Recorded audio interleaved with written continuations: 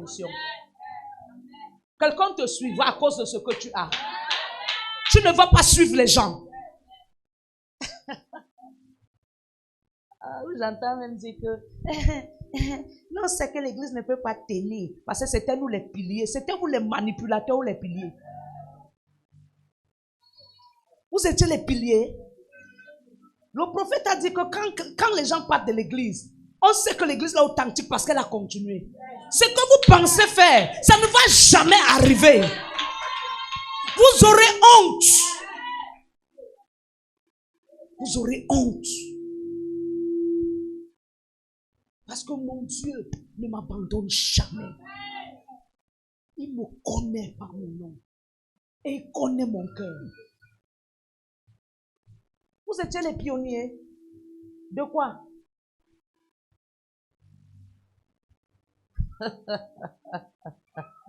Écoutez-moi très bien.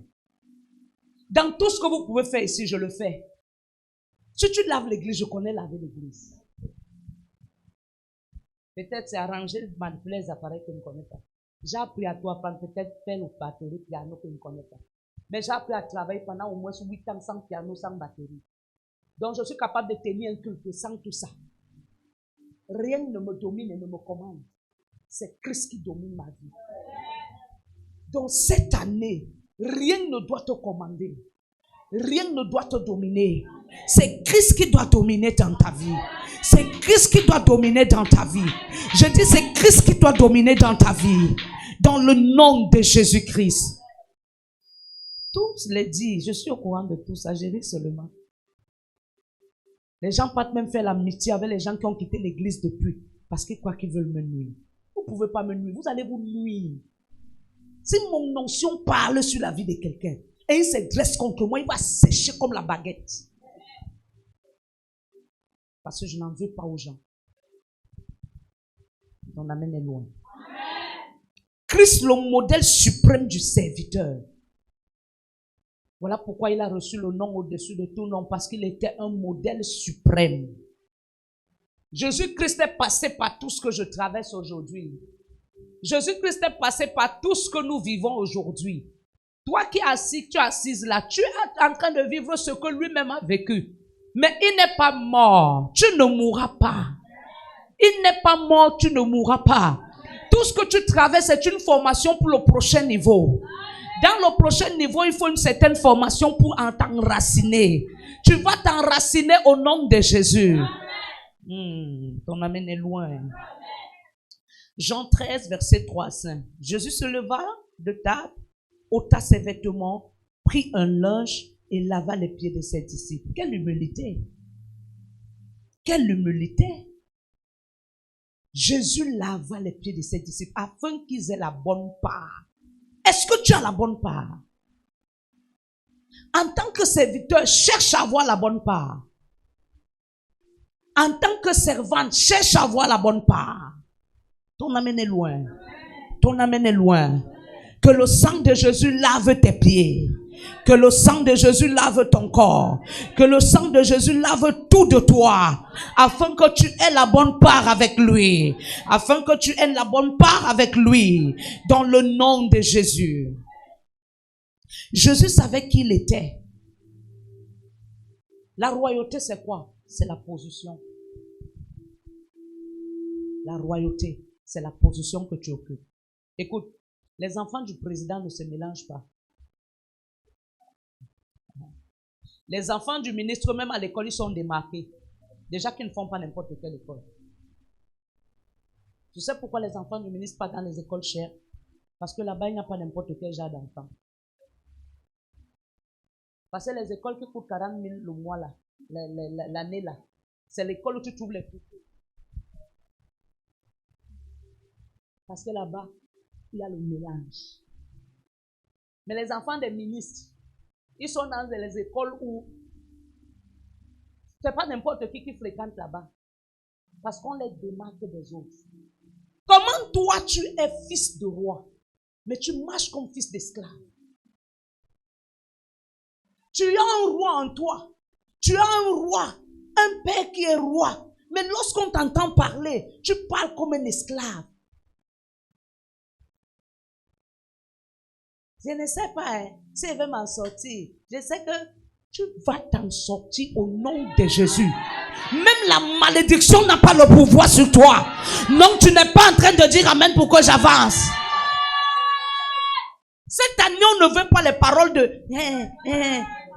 C'est quoi ça? Ce que tu prophétises arrive. Que ça soit en bon ou en mauvais. Mais cette année, prophétise le bonheur. Déclare le bonheur sur ta tête. Déclare le bonheur sur ta vie. Et le bonheur va te suivre. Ton amen est loin pour que je puisse avancer. Écoute, nous vivons nos propres prophéties. Pose-moi la question comment? Je ne suis rien. Je ne peux rien. Je suis qui? Tout ça à cause d'un petit moment difficile. Dès qu'un petit moment difficile arrive, parce que Dieu veut changer ton vocabulaire. C'est en ce moment que toi, tu changes ton vocabulaire. Je ne suis rien. Je suis qui? Je suis venu accompagner les gens. Je ne suis pas le taxi. Maman, je ne suis pas l'avion. Et je ne suis pas le poulet pour accompagner les poussins. Je suis de Dieu. Je suis de la race des élus. Venu pour accompagner les esclaves et les rendre rois. Je ne suis pas n'importe qui. Ce que tu prophétises, c'est ce qui va arriver. Si tu prophétises grand, tu verras grand. Si tu prophétises petit, tu verras. C'est le fruit de ta prophétie. C'est fort partout. Mais celui qui voit que c'est pas fort, c'est celui qui croit que c'est pas fort. Si tu vois la bénédiction, elle va venir. Rien ne doit t'écraser cette année. Rien ne doit te soumettre si ce n'est le Saint-Esprit. Rien n'est en retard. Chacun a l'heure et l'âge que Dieu a décidé pour qu'il monte. Rien n'est en retard. Tu n'es pas en retard. Tu n'es pas en retard. Arrête de pleurer. Je suis en retard. J'ai à quel âge? Écoute-moi, Sarah aussi pouvait le dire. Sarah aussi pouvait dire qu'elle est en retard. Sarah pouvait dire que le temps est passé. Mais la Bible dit qu'un jour, pendant que les anges étaient en train de passer, Abraham les a invités dans la maison. Abraham les a donné la place. Et ils ont changé le verdict dans la vie d'Abraham. Je suis venu te dire, tu peux dormir pauvre. Tu te réveilles riche. Je t'annonce le Dieu qui change les transactions. Ah, ton amen m'embête pour que je... Qui a dit que tu es fini? L'autre dit, pourquoi on dit que tu es fini? Est-ce que Jésus a déjà dit le dernier mot dans ta vie?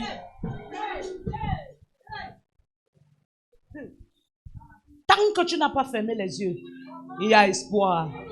Écoute-moi, les mois se suivent, les jours se suivent, mais chaque mois son onction.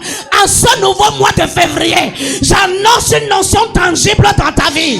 Si tu te mets debout, tu dis amen.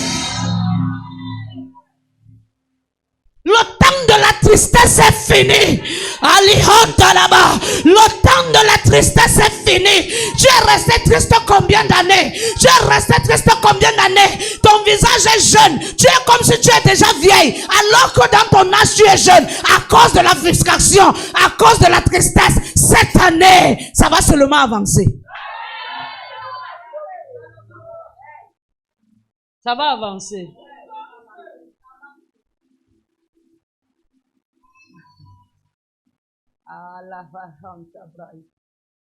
J'ai trop souffert. Mais il fallait que trop de choses m'arrivent pour que Dieu me stabilise. Il le fallait. Écoute, pour que Dieu te fasse asseoir, pour que tu comprennes ta position, il faut que tu souffres. La royauté, c'est d'avoir gardé le cœur pur malgré les défis. Tu es une lumière. À cause de ce que tu as vécu, ton cœur n'a jamais changé. Ne sois jamais aigri envers qui que ce soit. Reste naturel. La fermeture, c'est gâté. C'est grave. C'est gâté, n'est-ce pas? C'est grave. Tu sais pourquoi? Allez, va. Tu sais pourquoi? L'ancien mandat, l'ancienne chose, les anciennes choses passent. La Bible dit, la gloire de la deuxième maison sera plus grande que celle de la première. Je suis entré avec le premier vêtement. En cette prépa tout à l'heure, je porte le deuxième vêtement. Tout ceci pour la gloire de Dieu. Tout ceci pour la gloire de Dieu. Quelque chose de nouveau entre dans ta vie ce matin. Si tu me dis Amen.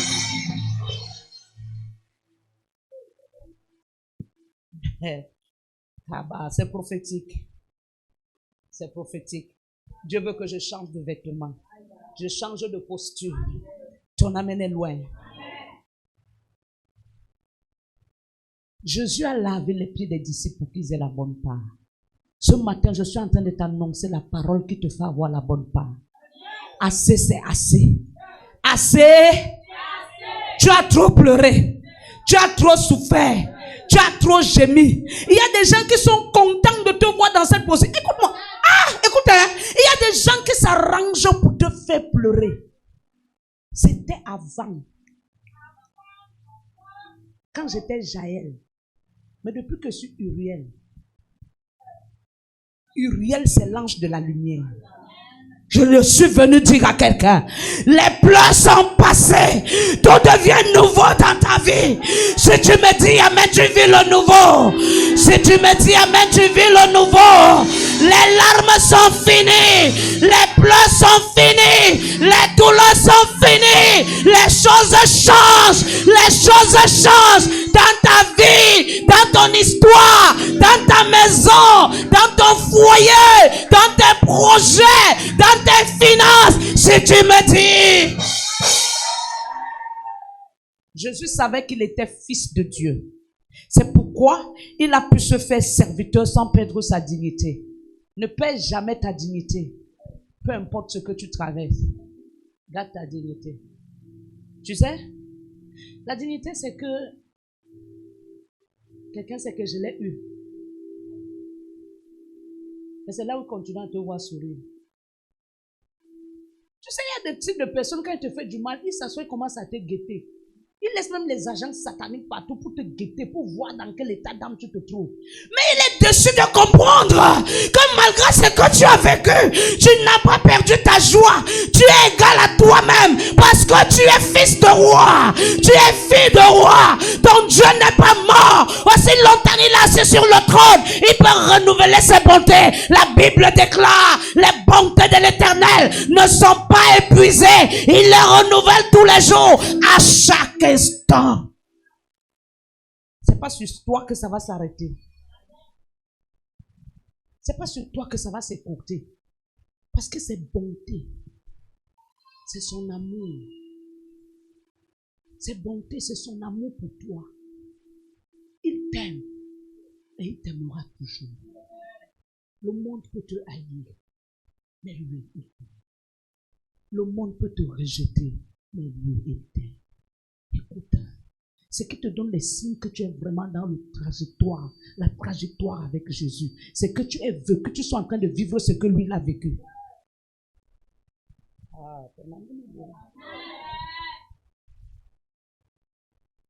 C'est que tu sois en train de vivre ce que lui il a vécu. Qu'est-ce que lui il a vécu? Beaucoup de choses. Mais est-ce qu'il est mort? Est-ce qu'il a changé? Même jusqu'à la croix. On a dit, médecin, guéris-toi toi-même. Ah, Jésus a eu mal. Que comment ce gars me dit ça? Il a eu mal. Mais quelque temps après, Jésus a dit, Père, c'est parce qu'ils ne comprennent pas ma mission. Père, ils n'ont pas encore compris ma vision. Père, quand quelqu'un n'a pas compris ta mission et ta vision, il ne peut pas te comprendre. C'est pourquoi cherchez et faites des efforts de comprendre cette vision. Fais l'effort. Parce que si tu ne comprends pas cette vision, ta bénédiction va retarder. Beaucoup ne sont pas bénis ici parce qu'ils se disaient que Dieu a part, l'homme de Dieu a part.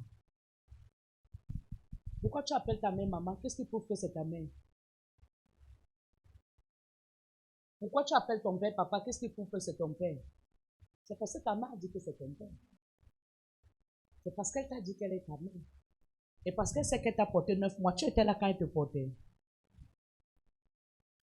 Mais il y a les témoins qui disent que tu es sorti de son ventre. Des témoins. Il y a toujours un témoin qui reconnaît que cette personne, ce qu'il dit, c'est ça. La vision n'est jamais à part, l'homme à part. Parce que la vision, c'est Dieu. Et Dieu utilise un corps pour se glorifier. Dieu se fond dans un corps avec une vision pour un peuple. Dieu a une vision pour un peuple.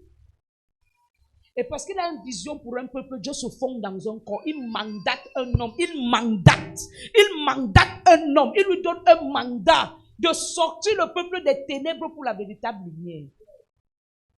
Comment si tu es à l'église depuis 5 ans, 10 ans, 3 ans, 4 ans, mais tu es là, tu regardes l'homme de Dieu prêcher tous les jours. Toi, tu vois la vision à part, lui là à part. Et je comprends pourquoi ta bénédiction t'a dit. C'est pourquoi apprenez à poser les questions. Parce que ce que tu n'as pas compris, tu ne peux pas le vivre. Tu ne peux pas être béni de quelque chose que tu es ignorant. Voilà pourquoi Dieu ne nous bénit pas tôt. Dieu nous bénit après. Parce que Dieu cherche à nous faire comprendre qui il est. Si tu arrives à l'église, tu es béni directement. Si on te demande qui est Jésus, tu vas dire que c'est qui? C'est mon donateur. N'est-ce pas? Tu vas dire que c'est ton donateur. Parce que ce n'est que ce que tu connais. Tu vas ignorer qu'il est ton sauveur. Ton amen est loin. C'est pourquoi quand nous arrivons devant Dieu, il commence à nous prendre d'abord comme des enfants. Parce que dans l'étape d'enfant, on l'éduque. Tu vois, mon bébé là, quand il marche là, lui, il sait qu'il marche lui seulement. Il s'en fout si on est à l'église. Il nous voit acclamer, il acclame aussi, il crie même plus que nous. Parce qu'il est dans la cadence. Amen. Mais, pour lui montrer qu'on peut crier en tant qu'on n'écrit pas, on lui dit, tu sais pourquoi? On ne le déteste pas, mais on l'éduque, on l'oriente. Une vie sans canalisation va s'effondrer. C'est pourquoi Dieu nous canalise avant de nous bénir. Si tu n'es pas canalisé, tu ne peux pas être béni. C'est pourquoi les faux chrétiens et les vrais enfants de Dieu. Le faux chrétien refuse la canalisation parce qu'il veut le miracle. Mais le vrai enfant de Dieu cherche la canalisation pour devenir un miracle. Il ne cherche pas le miracle. Il devient un miracle. Jésus-Christ est venu un miracle. Mais nous avons vu sa marche pour nous prouver qu'il était vraiment un miracle. C'est ta marche qui va montrer qui tu es et où tu vas, ce que Dieu t'appelle à faire. Je parle à quelqu'un. Je parle à quelqu'un. Ah, bah, les vassaux, les cantarabas.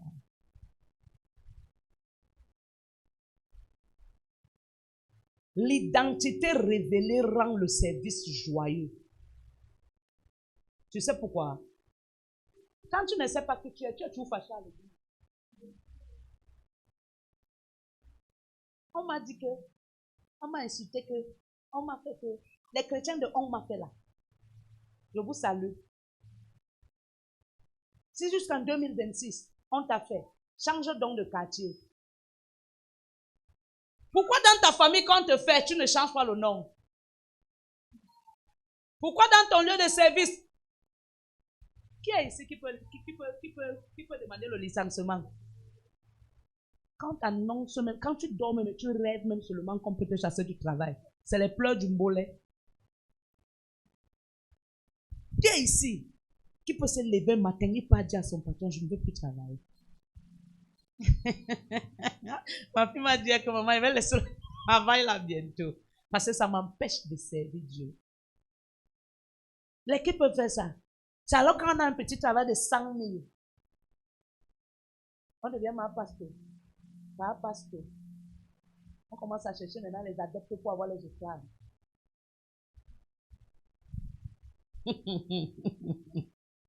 Si tous les adeptes donnaient les offrandes comme ça, c'est que moi je vous roule déjà dans les voitures.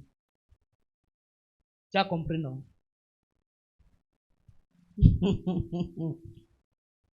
L'identité révélée rend le service joyeux. La louange va arriver tout à l'heure. Tu vas voir d'autres personnes. Mais si sans son souffle maintenant s'arrêter, il va commencer à crier, « Oh Seigneur, donne-moi encore le temps. » C'est parce que tu ne sais pas que tu es en Christ. Tu ne sais pas que tu es. Comment tu peux bien t'habiller de chez toi? Tu t'arranges bien, tu te maquilles bien, tu viens à l'église, tu es triste. Je suis dépassé sur votre cas.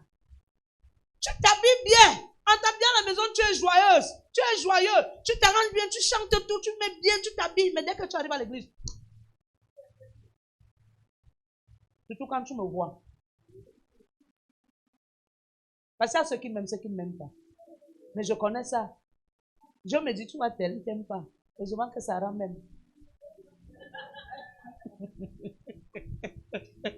Ça n'amène loin. Je voulais t'arracher le sourire. Amen. Marc 10, 45 dit, le Fils de l'homme est venu non pour être servi, mais pour servir. Ce qui te rend roi, grand, c'est que tu es toujours au service des autres. Ce que vous devez comprendre aujourd'hui et que vous devez garder dans votre esprit, sans plus jamais tituber et vous poser des questions, c'est que celui qui sert ne sera jamais servi comme il sert. C'est que celui qui sert n'aura jamais un bon témoignage comme il le fait. Parce que celui qui sert comme Jésus a servi va passer par les mêmes douleurs que Jésus est passé. Si tu abandonnes le service à cause de ce qu'on te reproche quelque chose, tu n'es pas encore serviteur. Parce que partout où tu iras, tu vas trouver le service et tu vas trouver les mêmes paroles. Amen. Lorsque tu connais ton identité en Christ, bien-aimé, quand on te dit de danser, tu danses. Parce que tu connais. Tu sais que les moments difficiles, Jésus les a traversés. Mais bien après, la Bible déclare qu'il a reçu le nom au-dessus de tout nom. Ça veut dire que son témoignage a changé. Je danse pour sa gloire. Je danse pour sa gloire. Je sais qui je suis. Je sais d'où je viens. Et je sais, le véritable problème, c'est qu'on oublie d'où on sort. On oublie qu'on était un chrétien pénichard. Papa, ma famille ne m'aime pas. On me combat. On n'a pas mon temps. Moi, je n'ai pas la place. Mais Christ a résolu ça. Aujourd'hui, tu peux avoir un semblant de paix. Tu peux avoir la paix. Aujourd'hui, les problèmes qui te faisaient pleurer, Christ résout ça. Les mêmes gens qui te manquaient le respect, Christ commence à les utiliser pour résoudre. Et c'est alors là que tu prends ta position. Tu dis à Christ que ton huile arrête de couler. Parce que la position de ton cœur. Je ne dis plus mes choses à papa. Je ne dis plus mes choses à maman. L'huile s'arrête de couler. Ça s'arrête. Ma vieille maman qui est assise là, quand elle sort, elle me dit, quand elle monte, elle me dit, c'est pas parce qu'elle a peur de moi, mais elle veut garder l'huile sur la tête. Tu caches quoi? Tu as d'abord quoi? Dans 2 semaines, tu vas pleurer. Tu caches donc quoi? Laisse même qu'on t'oriente pour que tu puisses même avoir quelque chose. Tu caches quoi? Les bandits qui te cherchent dehors là, c'est eux que tu caches.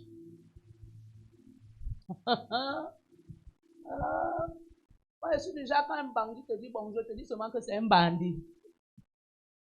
Fâche-toi, hein, mais tu vas découvrir que c'est un braqueur. Ton amène est trop loin. Colossiens 2, versets 6 à 7 déclare: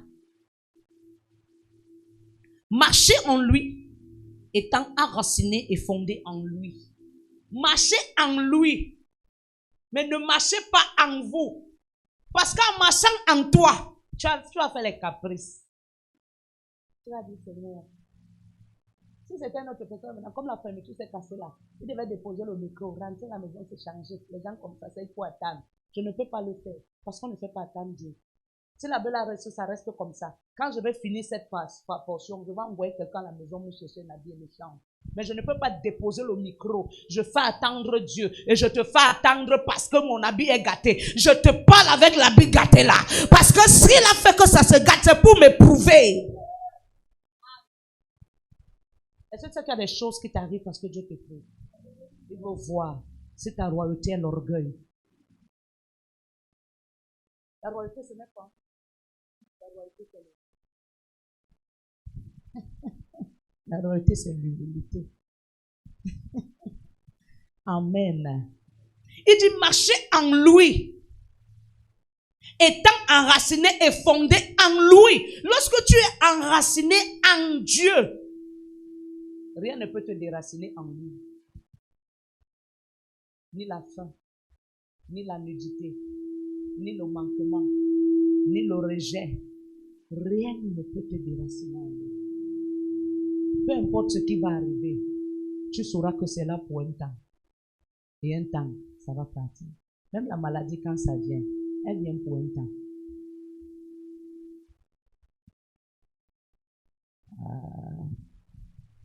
J'ai bu les remèdes pendant au moins 8 ans. J'allais à l'hôpital, je montais partout. Mais c'est dans cette nouvelle vision que j'ai compris que c'était pas malade.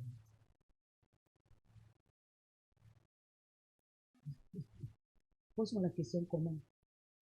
J'étais malade. J'étais tout malade. Le tourment, tu malade. Et le tourment m'a donné tout genre de maladie dans mon corps. Tu joues avec le cœur malade, c'est que tu n'as pas encore compris. Depuis que j'ai commencé à comprendre, j'ai commencé à avoir la paix intérieure. J'ai commencé à dire Seigneur, merci. Parce que tout ce que tu me faisais dire, c'était pour ressortir cette vision. Et pour cela, je comprends que comme elle est déjà là, il faut que je sorte de là où j'étais entré. Et pour sortir où j'étais entré, il faut que je repars mon cœur. Écoutez-moi bien. Changez-moi vos cœurs là. Changez-moi ça. Tant que ton cœur ne change pas, tu vas boire les remèdes. Parce que tu n'es pas malade, mais tu as mal au cœur. Depuis que cette vision a été établie, ma fille Yolande m'a demandé comment tu bois encore les remèdes. Je peux boire une fois par jour. Je ne bois plus. Un comprimé n'est plus entré dans ma bouche. J'ai commencé à expérimenter la guérison. La guérison. Parfois, tu pars à l'hôpital, on te dit que tu as telle maladie. Ce qui te tue, ce n'est pas la maladie, mais c'est l'état d'esprit dans lequel tu entres à cause de ce qu'on t'a dit à l'hôpital.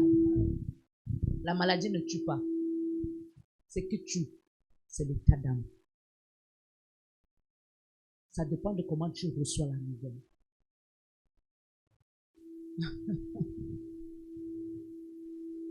Ce que j'aime avec Dieu, c'est qu'il a mis dans les hôpitaux tous les appareils nécessaires qui diagnostiquent tout genre de maladies, mais sauf les maladies du cœur.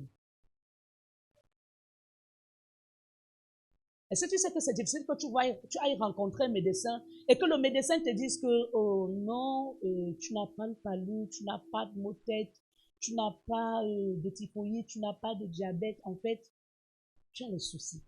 C'est difficile. Hein? C'est difficile comme un médecin te dise ça. Il va te dire, tu atteins. Tu pars toi à l'hôpital en souriant, tu rentres en criant. Il va te dire, tes résultats ne sont pas bons, hein? Parce qu'ils sont même là maintenant dans les hôpitaux, les vrais bandits. Ils te sortent cancer de cerveau. Et c'est que là où tu es assis là, si tu trouves même que c'est un médecin, déjà lui-même qui a un mauvais cœur, il va te sortir le diagnostic selon son cœur. Et pas n'importe lequel. Amen. Amen. Oh, là où tu es là à l'hôpital là. Oh, là où tu es là, oh, dis à la dame là, Quelqu'un a culté comme ça, il ne faut pas qu'elle sèche les habits comme ça. Ce n'est pas beau à voir. Elle peut sécher ça sur les cordes de l'église là-bas. Ça, c'est pas beau. Tu pars là à l'hôpital. Tu n'as rien. La seule chose que tu as, c'est le stress. Tu as fait 4 ans sans bien dormir. Laisse-moi te dire que dans ton corps, tu es à dérégler. Et le corps lâche. Si à un moment donné, tu ne rentres pas chercher un sommeil réparateur, tu vas lâcher. Parce que le corps est comme un truc comme branche. Ça se débranche. Tu vas te retrouver dans l'hôpital. Je ne me sens pas bien. Mon corps fait un genre. Mon corps est en train de faire un genre là. Je ne comprends pas mon corps. Non, non, non, non, non, non, non, non. Un enfant qui regarde trop le téléphone tombe malade. Parce que le système nerveux a besoin du repos. Le cerveau a besoin du repos. Quand j'étais malade, dans son âme, le papa qui me suivait, il m'a dit que ce remède ne te manque jamais. Il protège le cerveau. Toi, depuis que tu bavardes 15 ans, ton cerveau est protégé. Tu bavardes 15 ans sans repos. La tête travaille en longueur de journée. Tu dois réfléchir comment tu dois escroquer tel. Tu dois réfléchir comment tu dois mentir tel. Tu dois réfléchir comment tu dois voler. Tu dois réfléchir. Regarde tout ça. Un seul cerveau. La dépression, c'est quand le cerveau lâche. Quand tu pars à l'hôpital et que tu as mal à la tête, la première chose qu'on te demande, c'est de prendre ton téléphone, mettre de côté. C'est là où tu trouves les petits enfants aujourd'hui, comme les grâces de Bora, avec le téléphone. Étant rentré de l'école, le cerveau a d'abord travaillé à l'école pendant combien d'heures? Ça veut dire que tu es parti à l'école à 7 heures. Tu as commencé les cours. Tu as eu un petit temps peut-être de 30 minutes de relaxation. Pourquoi on vous donne le petit repos de 30 minutes? Parce qu'on estime que le cerveau doit se reposer. On vous fait entrer. Tu pars faire les cours. Tu rentres à la maison à 19 heures. Mais à peine rentré, tu t'assois au téléphone 2 heures de temps. Le même cerveau. Le même cerveau. Aujourd'hui, il y a trop d'éclampsie quand les femmes accouchent. Parce que le cerveau est fatigué avant qu'elle aille à la maternité. Fais reposer ton cerveau. Lorsque ton cerveau ne se repose pas, tu vas seulement faire les cauchemars. Comment on te donne la nourriture de nuit, les couches de nuit? Parce que ton cerveau reflète, il est fatigué. Il est fatigué. Les enfants ont un nombre d'heures de dormir. Si l'enfant manipule le téléphone jusqu'à une X heure, les yeux sont connectés sur la machine. Tout est connecté. Il regarde. Le cerveau travaille. Il va sombrer. Il n'est pas malade. Ce qu'il lui faut, c'est le repos. J'avais dit à celle-ci, donne-moi maman. Donne-moi, j'ai assez de problèmes comme ça dans ma vie. Donne-moi. Si ça ne te plaît pas, porte ton sac, tu déménages. Celle-ci, je la laisse encore. Elle connaît. Parce que là où elle est là, c'est qu'on lui demande d'avoir un téléphone. Parce qu'on les envoie faire les recherches. Mais toi, remets-moi. C'est pour mon propre bien. Parce que si tu atteins psychologiquement, ton corps peut se paralyser. Est-ce que vous savez qu'on protège le corps? Le Seigneur m'a donné l'enseignement la dernière fois. L'énergie vitale. On perd l'énergie vitale. Amen. Amen. Les gens que vous voyez souvent très belle là. C'est l'entretien. C'est l'entretien. Tu comprends? C'est l'entretien. Dans cet entretien, le repos aussi est l'un des médicaments de son entretien. Là, j'avance, mais tu augmentes sans repos. Cette année, sois discipliné.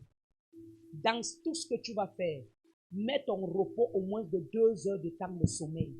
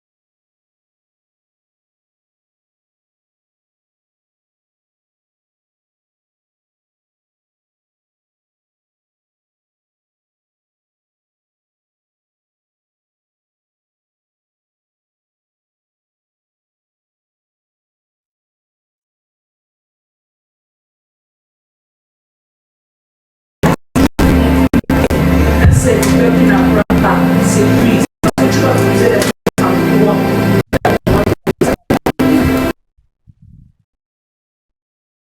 Un serviteur non bâti devient amer.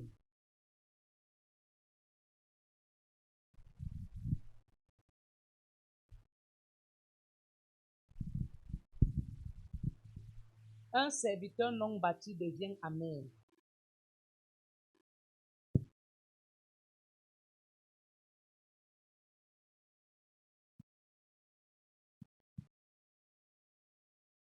Un serviteur non bâti cherche la reconnaissance.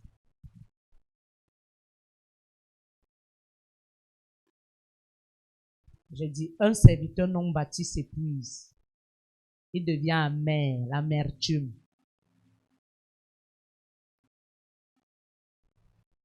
Il cherche la reconnaissance.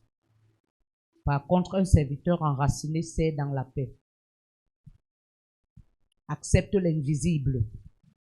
Demeure fidèle dans le temps. Jean 15, 5. Sans moi, vous ne pourrez rien faire. Tu dois comprendre que sans Dieu, tu ne peux rien faire. Tu dois comprendre que sans Dieu, tu ne peux aller nulle part. Tu dois comprendre que sans Dieu, tu ne peux pas aller quelque part. C'est ce que Dieu avait mis à mon cœur.